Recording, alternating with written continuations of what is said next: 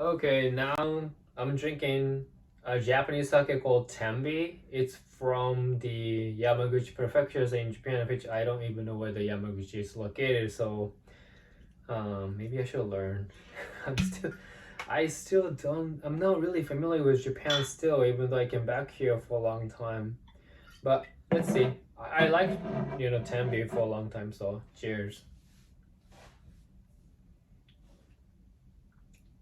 Yeah, it's really good. Again, I don't even know how to describe the taste in English, so let's just skip the part. I will tell you and I will have you experience and enjoy the sake in here. So come to Japan after the pandemic. So I want to talk about a little bit about Japan, like how it has been living in Japan during the pandemic since last year. It's quite actually fun and safe. So the COVID hit and it became serious last March. And then, for the first time ever in Japanese history, a state of emergency was introduced, which was the last April.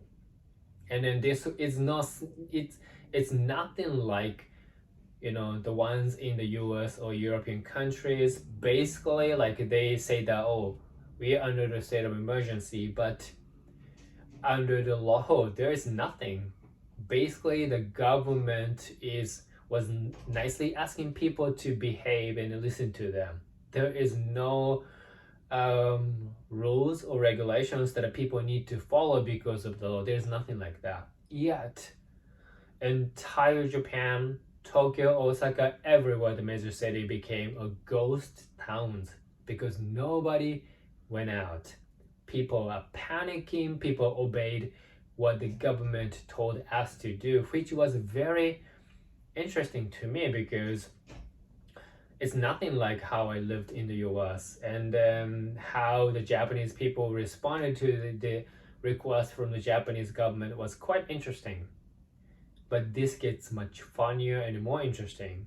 So the first one is over, and then starting from this year, the January 2021, they announced the state of emergency the second time.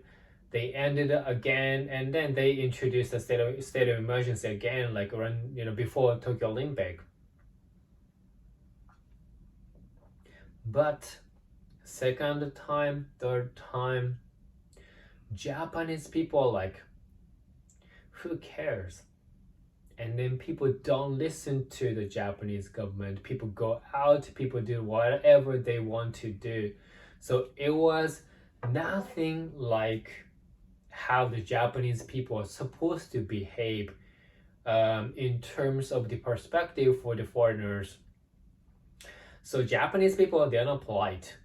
They're just every other people from other countries. There are some nice people, decent people, and then not that good people. So nothing special about Japanese people. But one thing is very interesting is that if there's a first time, a lot of people follow it. Almost everyone follows it, even though there is no pressure or no lawful regulations. So it was quite interesting. And I think that's one of the reasons why once everybody kind of agrees to certain conditions, people just go for it all together. And that's why the vaccination rate is almost 80%, even though Japan doesn't produce COVID vaccines yet. We are almost 80% of the entire population in Japan is almost fully vaccinated, and most of the people are willing to take the third shot. And so far, a number of infection has been super low. So Japan is quite safe.